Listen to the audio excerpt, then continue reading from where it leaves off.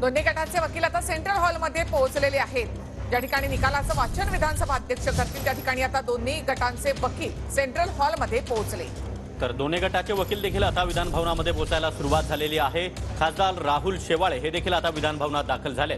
ठाकरे गटाचे वकील देवदत्त कामत हे देखील विधान भवनामध्ये दाखल झाले। एकूण 10 वकील आहेत, त्यांना मेल गेला होता आणि त्यानंतर आता हे 10 वकील आता सध्या सेंट्रल हॉलमध्ये पोहोचले आहेत। इतकंच नाही तर शिंदे गटाचे नेते देखील आता बाळासाहेब भवनामध्ये दाखल झालेले आहेत आणि त्या ठिकाणी देखील TV9 मराठीवर हा संपूर्ण निकाल पाहिला जातोय। याआधी मुख्यमंत्री एकनाथ शिंदे यांनी काय प्रतिक्रिया दिलेली आहे ते आपण पाहूया।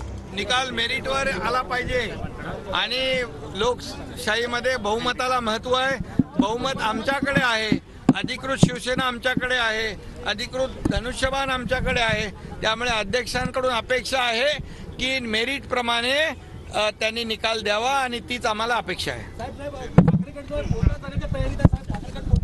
अरे ते त्यांना कोर्टात जाण्याशिवाय दुसरा मार्ग म्हणजे धंदाच नाहीये। काही झालं की सकाळी कोर्टात, दुपारी कोर्टात, संध्याकाळी कोर्टात। कोर्टाने निकाल त्यांच्या बाजूने दिला की कोर्ट चांगलं, कोर्टाने निकाल त्यांच्या मेरिटवर दिला की कोर्ट वाईट, इलेक्शन कमिशनने त्यांच्या बाजूने निकाल दिला की चांगलं, त्यांच्या विरुद्ध दिला की निवडणूक आयोगाला चुना आयोग। हे असे टीका करणारे ते लोक त्यांच्याकडून काय अपेक्षा ठेवणार।